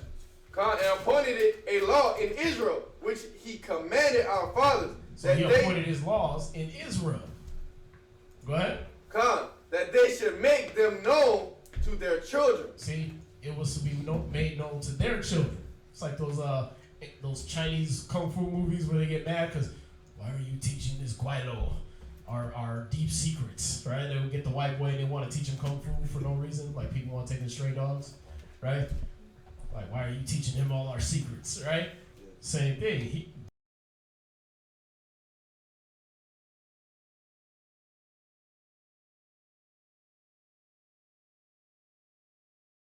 These were taught to our children. They weren't for everybody else. The Most High gave a damn about them. Y'all see that? Go ahead. Verse 6. That the generation to come might know them. See, this is for that generation to come. The things were written aforetime were written for our learning. We're the generation to come. Y'all understand? So we're the 7 churches that he's talking about in Revelation chapter 2. All right? Just so that's clear. Psalms 102 verse 18. Of course. Psalms chapter 102 verse 18. It's pretty much the same thing. Just another precept. This is Psalms chapter 102 verse 18. This shall be written for the generation to come, and the people which shall be created shall praise the Lord. See that? That's all future tense talking right there. So these scriptures weren't put together. Now, that word generation, I've broken this down many times, but you break that word down a different way, it still reads the same, but it's saying something different. When you say gene ration, there's a ration of a certain people's genetics that this book was written to. And it's not all the rations of genetics on the earth. It's Israel. You understand? So you got to see that this book was written to the generation to come. Us, to our generation. To our gene ration. See that? The ration of genetics that he gave and said, you guys are Israelites. Your genetics are different from everybody is on the earth. All right? So yeah, those 7 churches we're reading about in Revelation chapter 2 That's talking about Israel. Alright? And those people that are going to believe scattered throughout the whole earth. What else we got? Someone asks, some say Ruth was Israel, some say she was a true Gentile. They put parentheses Moabite. What was she? Ruth was a Moabite, not Israelite. Alright? Go to the book of Ruth.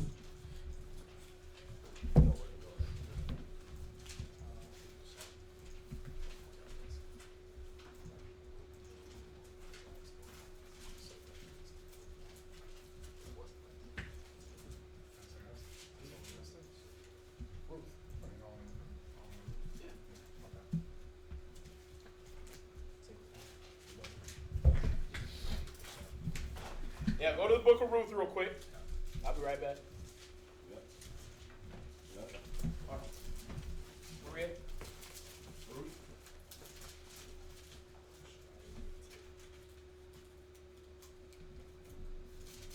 You can start at 1. Just start at 1 verse 1. That way they can get the story. This is the book of Ruth, chapter 1, verse 1. Now it came to pass in the days when the judges ruled, that there was a famine in the land, and a certain man of Bethlehem, Judah, went to sojourn in the country of Moab, he and his wife and his 2 sons. So this man went into the country of Moab. This is important. We gotta read it slow. We gotta listen to what the scriptures are saying. So this man from Bethlehem, Judah, went into the country of Moab. Read on. And the name of the man was Amalek. And the name of his wife, Naomi. So Amalek and Naomi, they went into the country of Moab. Go ahead. And the name of his 2 sons, Mahlon and Chilion. Euphrates of Bethlehem, Judah. And they came into the country of Moab and continued there.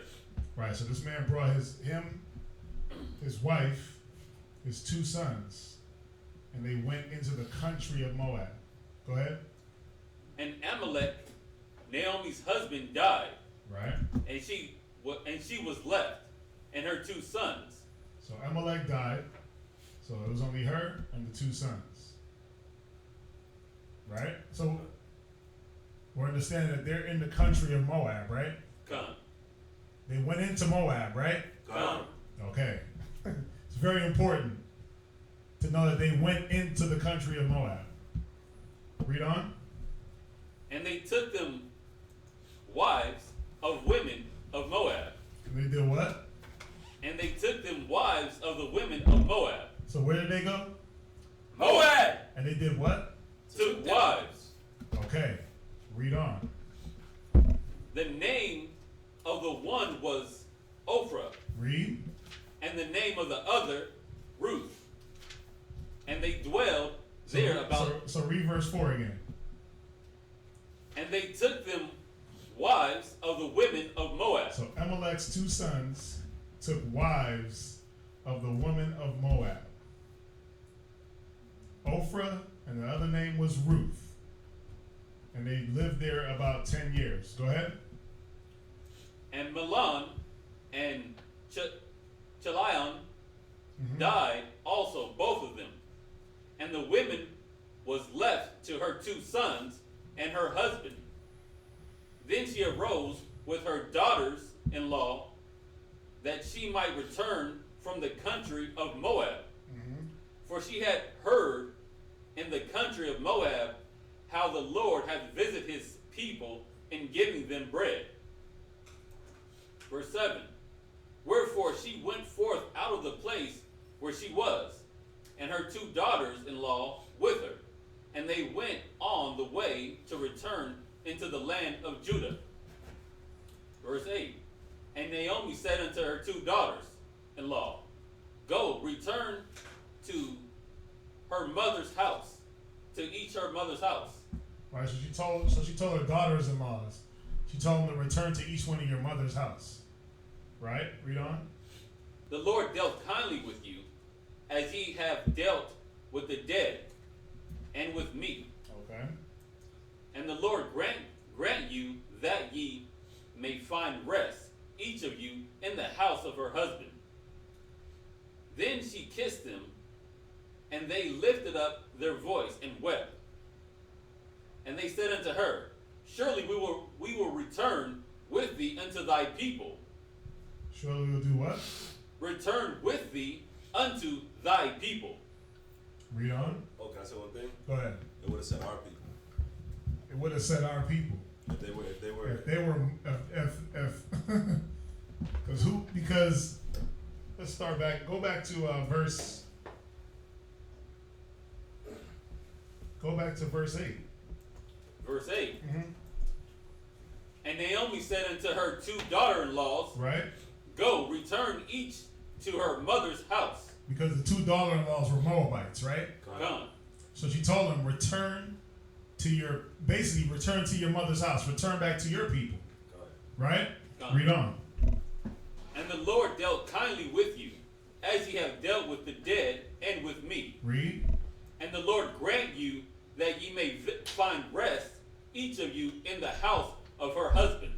Go ahead. Then she kissed them, and they lifted up their voice and wept. Read on.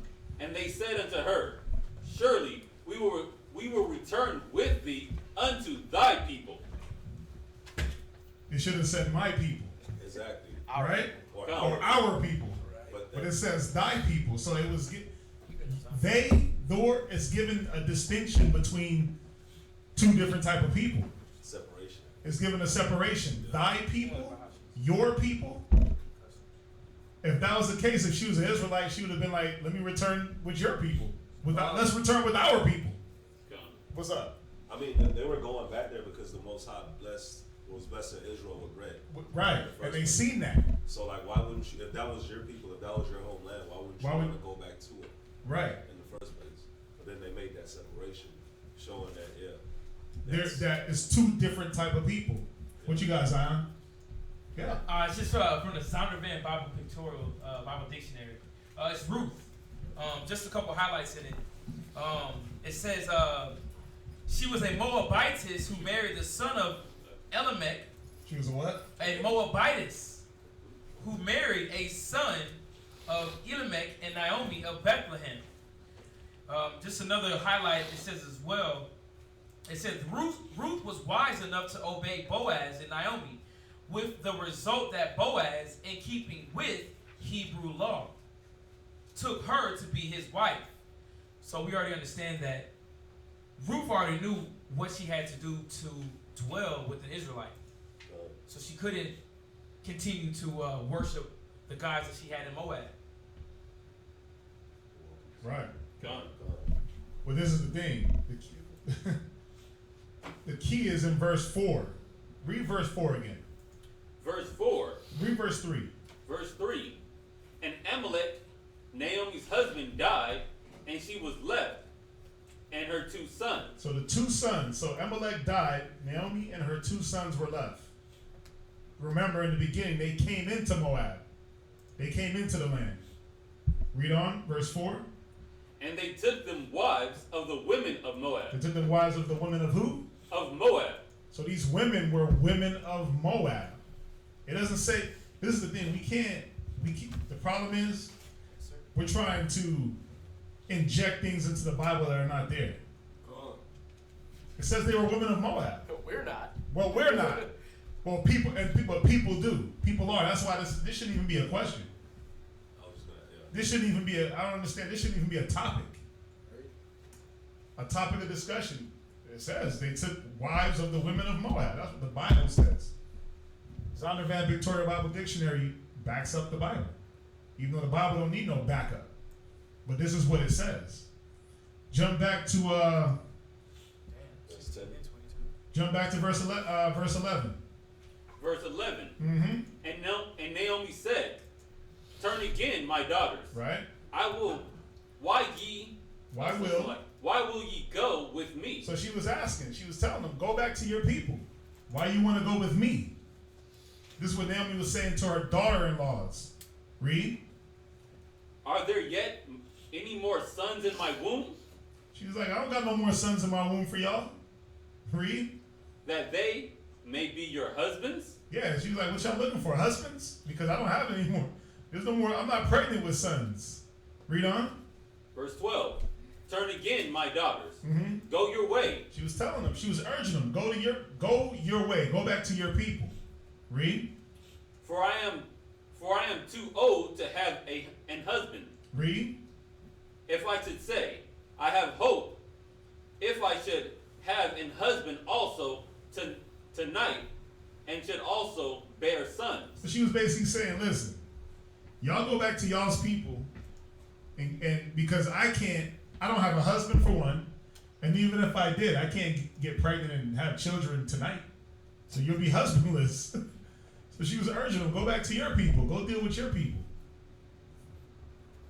Read on. Would ye tarry for them till they were grown? She said, you gonna wait around for me to have kids and then wait for them to get grown?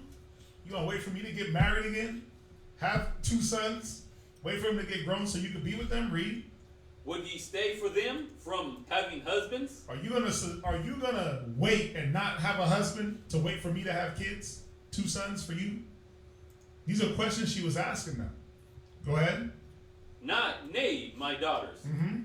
for it grieveth me much for your sakes, that the hand of the Lord is gone out against me. Read. And they lifted up their voice and wept again. And Ophrah kissed her mother-in-law, and Ruth cleaved unto her. Read. And she said, Behold, thy daughter-in-law Sister. Behold, thy sister-in-law is gone back unto her people and unto her gods. Return. Whoa. What did Ruth just tell her? Read it again, verse 14. Verse 15. Verse 15. Verse 15. And she said, Behold, thy sister-in-law is gone back unto her people. See, hey, your sister went back to her people. You see that? Gone. She went back to her people. Okay, so she didn't go back to our people. She didn't go back to the people of Israel. She didn't come with us, right? She went back to her people, Moabites. Go ahead. And unto her gods. And to her gods. Now, how many gods did Israel serve? One. Okay. Plural. Right. So clearly, we're dealing with somebody who went back to another nation that didn't worship the God of Israel. Because we were monotheistic. The other nations are polytheistic. They believe in many gods. Right? Gone. So she went back to her people and her gods. Right? Gone. Go ahead. Return thou after thy sister-in-law. Right. Go with her. Go ahead. And Ruth said, Entreat me not to leave thee, or to return from following after thee. Right. I'm sorry. So Naomi said this to Ruth, and then Ruth is saying back to her, hey, don't ask me to leave. Go ahead. For whither thou goest, I will go. For where I go, or for where you go, I'll go. Go ahead. And where thou lodgest, I will lodge. And where you live, I'll live. See, these are all future tense. So I currently don't live where you live. All right? But wherever you live from now on, I'm going to live there. See, she's speaking future tense. Now watch this. Read. Thy people shall be my people. Thy people shall be my people. Y'all see that? They will. That means they are not currently, but they shall be. Get it? Go ahead. And thy God, my God. And thy gods, my gods. Right? So currently, my gods are different. But your God is going to be my God. Y'all see that? It's simple as that. That's really all you got to read, but you can keep going. Where you at? Verse 22. Verse 22. Read that. Verse 22. So Naomi returned, and Ruth the Moabitess, her daughter-in-law. Ruth the what? Moabitess. The Israelite? Moabitess. The Jew? Moabitess. Okay. All right. So Ruth the Moabitess. Go ahead. Her daughter-in-law with her, which returned out of the country of Moab. Right. They returned out of the country of Moab. They left Moab. Y'all see that? All right, so I mean that's pretty open and shut. You got some brothers go in there and nitpick and say, "Oh, this means that, whatever." The scriptures are clear. The scriptures are very clear. She was of another nation. Now, the reason they're trying to make her of another nation is because they want to purify the lineage of Christ. Good intentions, but it's not what the scriptures say. See, Ruth is in the lineage of Christ when you read Matthew chapter 1. All right. So what they try to do is make it so, no, ain't no strangers in the lineage of Christ. Well, you got good intentions, but what about Rahab the harlot, who was from Jericho, who was a Canaanite? She's in Christ's lineage. All right. Who else is in there, man? You got a lot of madness going on in Christ's lineage, man. You got he's from the tribe of Judah. Judah had sex with a woman that was supposed to be promised to his son. And she dressed up like a prostitute. And he went in the prostitute and it turned out, boom. Yeah, you got all my stuff. You was my daughter-in-law. So Christ's lineage was nothing good going on in the background there. You got David, Solomon. You know what happened with Solomon. You know what happened with David. All right, David was messing with Bathsheba. That was adultery. Solomon came from David and Bathsheba. So you don't have to try to purify Christ's lineage. The purification is Christ. Christ is the one that was pure. He did no sin. All right, he himself. What his forefathers did, they had nothing to do with him. I'll rephrase. What his forefathers did didn't count to him. All right? Yeah, it don't take away from. Yeah, it don't take away from his purity. validity. Yeah, it don't take away from his purity. So where we at? What else we got? Ruth, the Moabitess. Here's another question, sir. Uh-huh. 3 more. This is expound on Matthew 23 in women with the title of reverend. Matthew 23.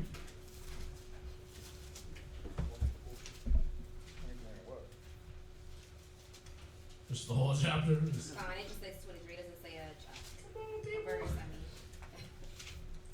Trying to test my speed reading skills.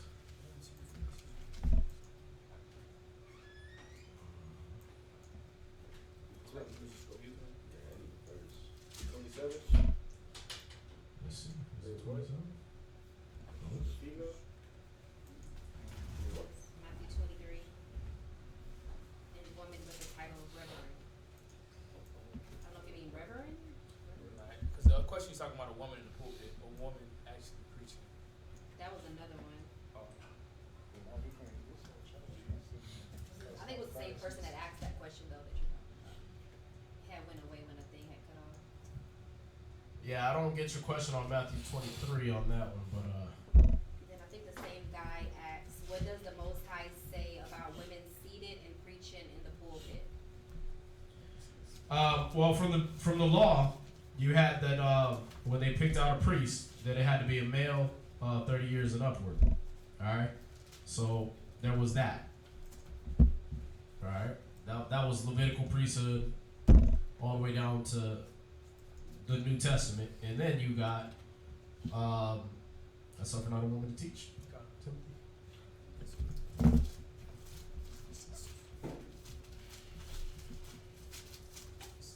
First Timothy chapter 2 and verse 12. Right.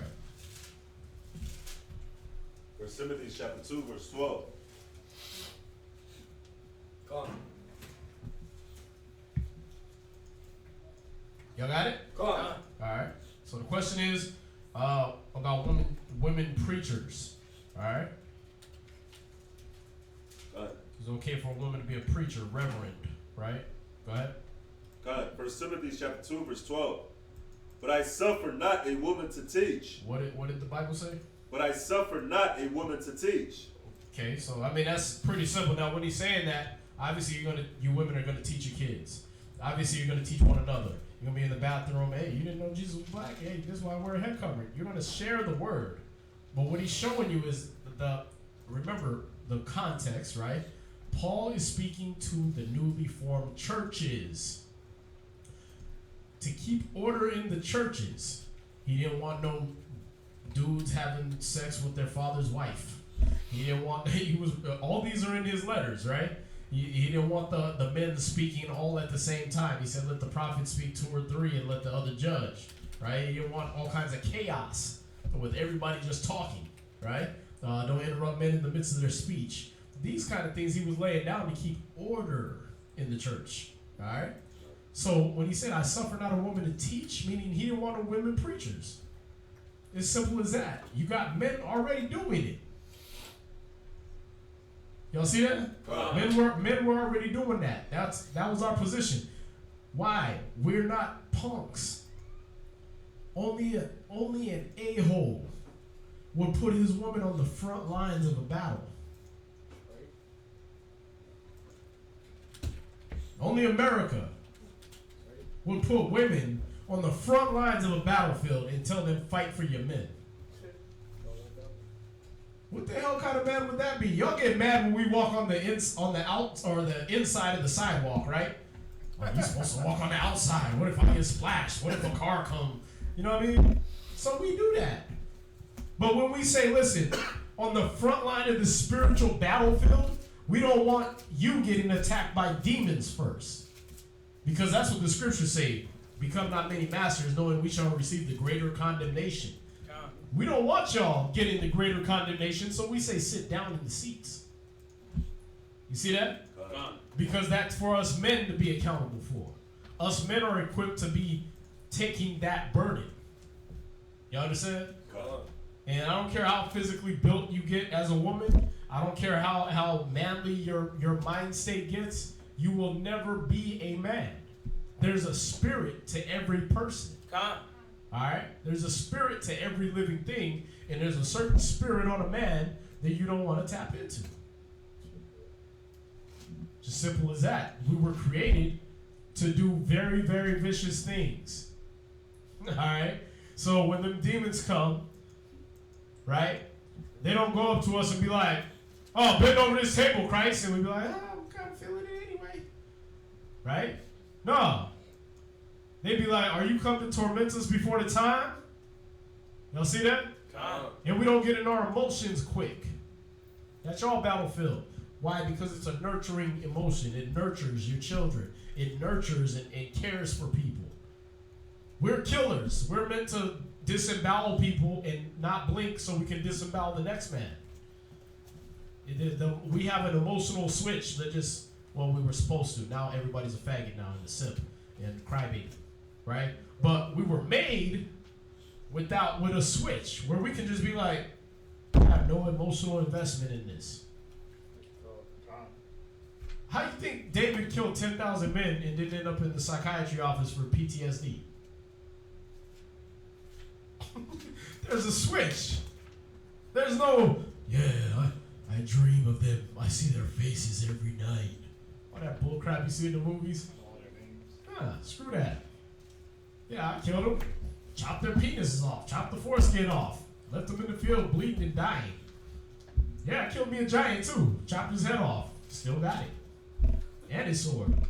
What you want? That's how David rolled. Killed 10,000 men. Ripped guts out. Pulled throats out. Played a harp after. Peaceful. I ain't think about them niggas. I'm singing to the Most High. There's a switch. Now let a woman do that. Y'all not made for that. Y'all squish one spider. It's emotional turmoil. Can you imagine taking your thumb and jamming it into a grown man's eye until the jelly squishes out? What would that do to your brain? I mean, we got women here. Y'all tell me. Y'all scared of roaches. Look, she jumped because you said it. Well, you got niggas that's scared of them too, man. They worse than some chicks. Hey. What's that?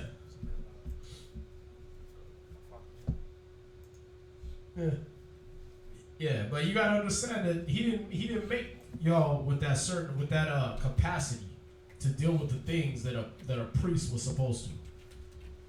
like I said, man, you got, y'all get on Instagram, see a puppy with his big eyes, right? His whole spirit just melts, and I want one, and you just tear up. You know what I mean? The Hallmark commercial comes like, like, what's wrong with you? You know what I mean? Can you imagine slaughtering like 100 lambs a day? Right. Baby lambs. We got grown men that won't slaughter a lamb. They like, yeah, I did it. I'm like, that stuff is like, man, you gotta be a murdering psycho to want to keep sinning after that. Because when you lay them down, even though they're peaceful and they're made for it, like when we go to the Mercy Slaughterhouse, they lay down all peaceful and they stretch their neck out for you. Right? Even when you do it and they're dying, they start kicking their legs and the blood's squirting out and it's just kicking and everything. Some of them just go peaceful and just lay there and they just twitch a little bit after. But they look dead at you. Oh, yeah. They literally look right at you like, I know you did it. They're a-holes. They just like they could just close their eyes and go out. Like you think in the movies, everybody just, you know what I mean? No, they're, you did this to me. Yeah. Come out of them. The spirit goes back down to Yeah, I posted it on Facebook and all the women start tripping. They wanted to be, all of a sudden they were biblical scholars. Christ is our Passover. You're not supposed to do that. Like, I didn't sacrifice it. I had to kill it before I ate it. That's how you eat animals. You don't eat them alive. It wasn't a sacrifice. It was food for a celebration. You know what I mean? You got to explain that. Because they got all teary and emotional over it. Right. It's like, dude, if you was a priest, you'd have to do this every day. You'd have to take the baby lambs, not even the big ones like we get. We talk about a year and under. We talk about the big-eyed ones. The Most High made them to look like, please don't kill me. They have that look in their eyes, like, blink, blink. Don't kill me. It looks like your child. And the priest had to grab them and be like, body parts everywhere, hack them to pieces, throw them on a fire, trim the fat off. Next. All day. While they look at you, sit down like. Yeah, cows with their big pretty eyes, right? Just not doing anything to anybody. Like I was in a field just eating grass, and now you're gonna slice my throat open, grab a basin of my blood and sprinkle it all over this big golden statue, and then touch your ears with it and do all this, and they had to do that all day. So whenever y'all want to step in the priesthood, come on in. Because see, what they had to do physically, carnally, we have to do spiritually. We got to sacrifice ourselves every day. We got to, all day, all night. You know what I mean? You got sisters mad because they got to give a rise. Like, okay, imagine having to wake up at 4 a.m, not for your alarm, but because you got to just answer some question. Like, how are you going to take that? After one ride, sisters, they don't give gas, and I'm tired of this. I'm done. Like, really? You're done with the truth, with the Most High, with the kingdom of heaven, all that. The angels screw them. Right? Because of one ride? Okay, be in the council till like 12 in the morning, 1 in the morning, 2 in the morning. Then as soon as you get home and you're like, hey, brother, I got a question. As soon as your head touches the nice, pillowy softness, you just, bing, bing. Oh, what's this? Oh, I got a question. Is it lawful to kill your rib in the middle of the night? Because the scriptures say if she go not the way you would have her, cut her off from your flesh. No, brother, please don't kill your rib. Let's talk about it. Call me now. Y'all see that? Y'all would lose y'all damn mind, man. Don't tell me you wouldn't. Don't tell me that. Or, hey, you want to take the man position, let's do it. Because he says not to usurp authority over a man. Now, that's the point I'm making, is that if you want to take the man position like women want to do today, okay. Well, back in the day, the Most High said, go into the land of the Canaanites, slay utterly, old and young. Grab an old lady just straight off her rocking chair. Come here, bitch. Strangle it. Snap her neck. Grab a baby and just toss it. Just right into a rock. Sharp. And then go home like nothing happened. Step on a baby's skull. Alive. Just. That's your job. You want that? Let's do it. Equality. Y'all don't understand. It was a burden. It wasn't just a. It wasn't just a. You know, like they say, with great power comes great responsibility, right? It wasn't just a gift. You know what I mean? Like, hey, you get to be a man. You get to be standing up. Yeah. Run everything. No, dude, you have to go kill babies and old people. You have to do that. All right. When the spirits come, we got to stand up for that. You know what I mean? We got to be the ones that like fight them off from the house. Y'all see that? How is he going? How does the robber break into the strong man's house unless he bind the strong man? They come attack us first. They bind us up and try to get to y'all. Y'all see that? But hey, whenever y'all want to switch, let's do it. Cause really, I would not mind sitting at some nice desk somewhere, just getting, hey, here's some paperwork. Do this. Typing 40 words a minute. Right. Lunch breaks. Yeah. Like when the draft comes around, they don't come to y'all's house. They come grabbing all the mails out. When they want to start this crap with Syria, they gonna be looking for us, not y'all. Then we're gonna have to be like, no, I'm sorry, I hate America, and I'll probably join the Syrians when I get there. But hey, if you want to draft me, let's do it. You can train me to be a killer with the same mind state. Y'all see that? But y'all good. They gonna be like, well, can we have Edith? Nah. They ain't worried about y'all, but whenever y'all want equality, let's do it. Paul was just trying to keep order in the church. It wasn't a chauvinist thing. It wasn't we're trying to have our thumb on y'all or keep you under our foot. Nothing like that. It was about keeping order in the church. Alright? When he brought down 1 Corinthians 11, and he said the head of every man is Christ, and the head of Christ is God. Right? When he dropped that, when the head of the woman is the man, when he dropped that, it wasn't chauvinism. It was to keep order. You understand? Because the Most High can't be tempted with evil, neither with evil tempted thee any man. So the demons came at Christ, but he beat them when he was walking the earth. So who do they come at now? Men. Head of the house. You understand? Then they come at y'all. Y'all see that? If we didn't win, they come at y'all. Y'all get like runoff. Y'all little emotional outbursts and all that. That's runoff from the things we've been like deflecting all day. We can like trickle down. Yeah, like I already know how to counsel my rib because of the crap I've been going through all day. I'm like, everybody's tempting me to just choke them until they turn different colors like Skittles. Hey babe, you're gonna get tempted with anger today. Might come through me, might come through the sister, might come through whatever. But just watch out for anger today, okay? Because really, I'm right here. Like that close. Alright? But see, we do that for y'all. Then y'all do it for your children, right? I mean, would you like it if your kids got out of order? No, I got this. I'm gonna teach you how to drive, Mom. You can't even see over the steering wheel. You can't reach the pedals. What are you talking about? That would be out of order, right? See, we all understand that when it comes down to like when you bring that example, right? Like my kids ain't gonna be telling me what to do. I'll smack the hell out of them. But you want to tell the man what to do. Right. Happy wife. What's it? Happy wife, happy life. Oh, the simp model? Oh, Yeah, that's the motto. Yeah. Happy wife, happy life. Find me happiness on this planet. You look horrible right now, bro. You trying to make a woman happy, man? You can't even make yourself happy. And men are simple. You know what I mean? Steak, couch, TV. Happy.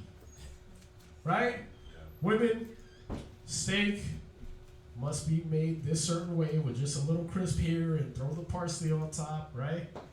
But really right now I'm not feeling it because I'm kind of going vegetarian today. What? Why are you going to say that after I cook it? Right? couch, but you didn't get the down pillows I asked for from Pier 1. Right? I'm not sitting on that. Do you have wipes? Right? Like, do we do that? Now, not saying it doesn't have its place, because I love sitting on clean couches and stuff, you know what I mean? But for me, I don't really nitpick, right? But there's a balance. There's the one that like tears up the house, and there's the one that fixes it, right? Yeah, because otherwise you just have a tore up house, right? Sweat socks hanging from the damn ceiling fans, all that, right? But women are like, I can't live like this. I will kill myself and everyone in here, right? I'm sorry, babe. Let me tighten the peanut butter jar all the way. My bad. It's a balance, man. You guys got certain things y'all deal with that we don't deal with, and then we got things that y'all deal with that you hope to never deal with. You understand? And if y'all men don't understand, that means you probably young in the truth right now. You got to go through some more stuff. All right? Because we got young brothers in the truth that's like, nah, women should be equal. Okay, bro. All right. If you want to put that on your woman, you a punk. If you want to really elevate a woman into that position and let her catch all the darts you supposed to catch, you a punk. You the equivalent of some nigga getting mugged and he hide behind his girl. So if you uplift that stuff, I'm saying this to y'all in TV land and anybody else, if you uplift that stuff like, yeah, there could be women teachers, we got equality, you're stupid. All right? You gonna be what's his name? The one Arnold Schwarzenegger played. The pregnant dude. We got pregnant. Mr. Mom or something. You gonna be Mr. Mom. You gonna be the first one that they try to. Hey, yeah, we're gonna grow you some fallopian tubes. We're gonna get you pregnant. You're gonna pee out your son. Hey, have fun with that. They hooked the dude up to the machine. I saw the video. They hooked him up to the machine that stimulates pregnancy. Yeah. This dude was like, oh man, so I made it through that. She's like, no, that was a contraction. I ain't messing with that. It was curled up. She was like,